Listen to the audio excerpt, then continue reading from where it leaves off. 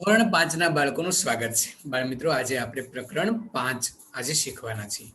બાળમિત્રો, અગાઉના વિડીયોની અંદર પણ આપણે આ એક મુદ્દો શીખ્યા હતા. ધોરણ 4ની અંદર પણ આ શીખ્યા હતા. અહીં એક કારનું ચિત્ર આપ્યું છે. તો કારની અંદર કોઈ પણ વસ્તુને આપણે અલગ અલગ બાજુથી જોતા તે અલગ અલગ પ્રકારની લાગે છે. દાખલા તરીકે કારને તમે બાજુમાંથી જુઓ તો તેના બે પૈડા દેખાય, બાજુના બે દરવાજા દેખાય. આ રીતનું આકાર તમને દેખાય છે. ત્યાર પછી બીજી બાજુ જોવા જાવ તો પણ તમને આ આકાર તમને જોવા મળે છે. આ છે એ બાજુ પરથી જોતા કાર છે તે આવી લાગે છે. સામી બાજુ કાર આવતી હોય અને સીધી સામી જુઓ તો તમને કારનો આવો આકાર દેખાય છે. કાર આવી હોય છે કારણ કે તે તમે સામેથી જોઈ છે. કાર જતી હોય અને પાછળથી જુઓ તો તમને કાર આવી લાગશે. તેમાં ડેકી દેખાશે, પાછળના બે પૈડા દેખાશે. તો આપણે ઉપરથી કારને અહીં ઉપરનું ચિત્ર નથી આપ્યું, પણ ઉપરથી જુઓ તો માત્ર તેની છત આપણને દેખાય છે. તો તમે સામેથી, પાછળથી, બાજુએથી, નીચેથી અલગ અલગ રીતે તમે કારને જુઓ તો તમને અલગ અલગ આકાર તેનો જોવા મળે છે. તો મિત્રો, આ કાર તમને અલગ અલગ અવલોકન જોવા મળે છે. તેવી જ રીતે બીજી વસ્તુઓ પણ આ જ રીતે આપણને જોવા મળે છે. નીચે ઉદાહરણ આપેલું છે. દાખલા તરીકે સમચીને તમે બાજુમાંથી જુઓ, સમચી રાખીને તમે બાજુમાંથી જુઓ તો તેનો આકાર તમને આવો લાગશે કે ભાઈ સમચી છે તે આવો આકારમાં તમને જોવા મળે છે.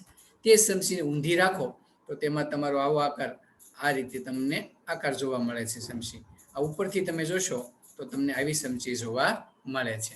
તો તેવું ચિત્ર બનાવી શકાય. ઉપરની તરફથી જોશો તો માત્ર ઉપરનો ખાડો અને ચમચીનો ભાગ, આ રીતનો ભાગ તમને જોવા મળશે કારણ કે આ ઉપરથી જોઈ છે. આ બાજુએથી જોઈ છે તો આવી લાગે છે. તો ટેબલ, હવે બાળમિત્રો તમારે અહીં આપેલી જગ્યા ઉપર ટેબલ નાનું થોડુંક ચિત્ર બનાવવાનું. ઉપરથી જોતા ટેબલ કેવું લાગશે? તો ઉપરથી જોતા તો માત્ર આવું છપાટ ભાગ હોય એવું આપણને ટેબલના ભાગનું માત્ર એટલું દેખાશે કે ઉપરથી ટેબલ તો માત્ર આવું દેખાય છે.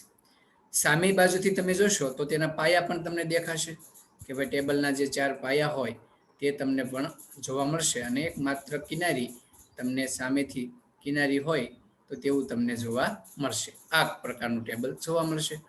બાજુએથી જોશો તો બાજુ તેની હોય તેનો માપ ભાગ છે એ તમને આકાર જેવો હશે તેવું તમને ટેબલ જોવા મળશે. તો આ 3 આકૃતિ અલગ અલગ પ્રકારની તમને જોવા મળશે. બાજુએથી જોતા, સામેથી જોતા, ઉપરથી આવો ભાગ દેખાશે, સાઈડમાં માત્ર કોર દેખાશે. તો એક જ ટેબલને 3 રીતે જોતા તેનું આકૃતિ અલગ અલગ રીતે બને છે. બસ બાળમિત્રો, એવું જ કરવાનું છે. સીડી છે, ઉપરથી જોતા સીડી તમને કેવી લાગશે તે તમારે અહીં બતાવવાની છે કે ઉપરથી ત્યારે જોશો તો માત્ર તમને સીડીના કાપા હોય તેવું તમને જોવા મળશે. 2 ભાગ હોય. સામેથી જોતા તમને આખી સીડી જોવા મળશે. તો આખી સીડીનું હોય એવું તમને જોવા મળશે. બાજુએથી જોતા માત્ર એક બાજુ જોતા હોય તો આવો આકાર માત્ર તમને દેખાશે. બાજુથી જુઓ છો તો એક પાઇપ છે તમને માત્ર દેખાશે. તો આ રીતે આકાર બનાવશે. તો બાળમિત્રો, હવે તમારે દડો કેવો દેખાશે બાજુ પરથી, સામેથી દડો તો બધી બાજુથી કેવો દેખાશે હવે સમજી ગયા ને બાળમિત્રો? તો તે દડો ત્યાં દોરજો. પેન્સિલ ઉપરથી કેવી દેખાશે, સામેથી કેવી દેખાશે, બાજુએથી કેવી દેખાશે, તો તે પણ તમે ધ્યાનથી તેનો જવાબ તમારે આપવાનો છે અને અહીં ચિત્ર દોરવાનું છે. ચપ્પલ, તો ઉપરથી ચપ્પલ કેવા દેખાશે, સામેથી ચપ્પલ કેવા દેખાશે અને બાજુ પરથી ચપ્પલ કેવા દેખાશે તેની આકૃતિ તમારે અહીં બનાવવાની છે. બાળ મિત્રો, એક ચિત્ર તમારી બુકની અંદર આપ્યું છે. તે બધા ફોટા છે એની આકાર છે તે ઉપરથી લેવામાં આવ્યો છે.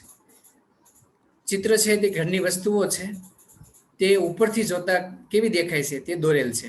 તેમાં કઈ વસ્તુ દેખાય છે તે તમારે જોવાનું છે.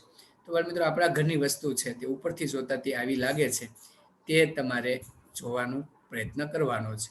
તો તે કઈ કઈ વસ્તુ છે તે મને કહેજો. તો એક બે વસ્તુ આપણે જોવા પ્રયત્ન કરીએ છીએ. તો અહીં બાળ મિત્રો તમને આ વસ્તુ દેખાય છે, તમે તરત કહેશો કે આ વસ્તુ શું છે? તો તમે કહેશો કે આ તો ભાઈ ચૂલો છે. તો ચૂલો ઉપરથી જોતા 3 બર્નર હોય તો આવો ચૂલો તમને દેખાય છે. તો તમે ત્યાં પહેલા ભાગની અંદર તમે સ્ટવ, ગેસનો સ્ટવ લખી શકો અથવા ગેસનો ચૂલો એવું લખી શકો. તો તમારે અહીં ચૂલો એમ લખવાનું છે કે એક ચૂલો છે. ત્યાર પછી બીજી આકૃતિ આપણે જોઈએ તો અહીં એક ઉપરથી જોતા એક સરસ મજાની દિવાલ તમને જોવા મળે છે. તો તે શું હશે? ઉપરથી જોતા કયો ભાગ દેખાય છે તમને?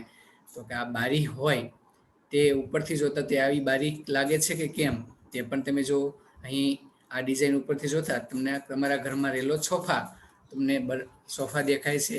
ત્યાર પછી બરણી, કાચની બરણી હોય તેનો આકાર પણ તમને અહીં જોવા મળે છે. ત્યાર પછી ઘરની અલગ અલગ વસ્તુઓ, અહીં તમારા ટોયલેટ બ્લોક, જે સંડાસ બાથરૂમ છે તેમના અલગ અલગ ભાગ પણ આપવામાં આવ્યો છે. તો બાથરૂમ દેખાય છે. ત્યાર પછી તપેલીનો ભાગ પણ બતાવવામાં આવ્યો છે. સોફા પણ બતાવવામાં આવ્યા છે.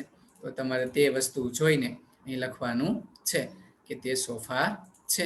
તો તમે તે સરસ રીતે ત્યાં લખી શકશો. તો આ રીતે પલંગ લખી શકશો,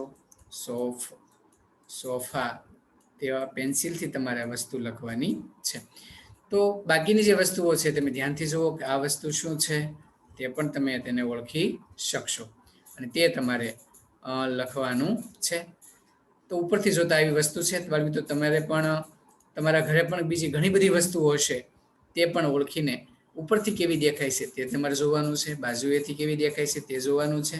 અહીં આકૃતિ દોરાય છે ને બાળ મિત્રો, આજનું લેશન એવું છે તમારે કે આપેલી વસ્તુ તમે દોરાઈ જાય, બાજુથી જોતા, ઉપરથી જોતા, તો તેના ચિત્રના ફોટા તમે ગ્રુપની અંદર મૂકવાના છે. તેના સિવાયની વસ્તુ પણ તમારા બુકની અંદર દોરીને તમારા સાહેબને આજનું લેશન મોકલવાનું છે. આવજો બાળ મિત્રો.